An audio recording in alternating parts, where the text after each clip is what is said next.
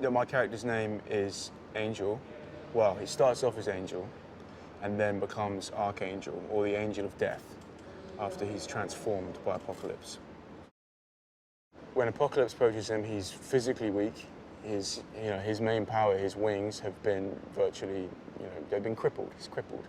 And mentally, he's very angry. He's angry with humans, hence why he's very easy to persuade to go against. I mean, Apocalypse's mission is not just against humans, it's against humans and mutants. But that anger, it helps Apocalypse to persuade him to become one of his 4 horsemen. It's about the first mutant that ever was waking up and finding what humanity has done to his world, I suppose. He has a kind of delusion of self-grandeur. And then trying to rectify what he thinks is wrong with the world. What Apocalypse wants is essentially to cull the earth. He wants to get rid of the weak. He wants only the strongest to survive. He's woken up from ancient Egyptian times to find this society where the strongest look after the weak and carry them along with them, and he thinks that's wrong and wants to get rid of the weak. The sets on this are amazing. Like, one of my first days was on a jet, which is like being on a flight simulator, like nose diving and all this kind of stuff is great. And then we've got a whole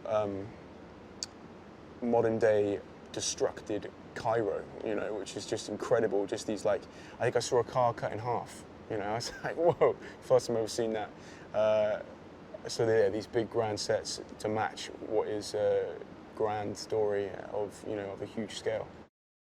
So the 4 horsemen are Angel, Psylocke, Storm, and Magneto. I think Olivia is like the perfect casting for Psylocke.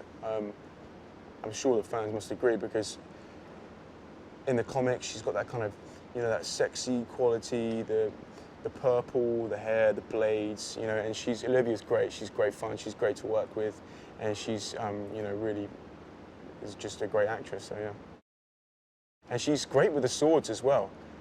She's been practicing, and she's learning tricks off YouTube, or there's like a swords master here that she works with. Yeah, so I wouldn't mess with her. If you see her with a sword, I'd walk away. I think what sets this film apart and what the audience will love about this film is you've got so many journeys in this film. If you look at the journey of Scott Summers, who goes from this troubled kid into a recruited Xmen who's kind of found a way to channel his powers. The same thing with Storm. She has that journey as well.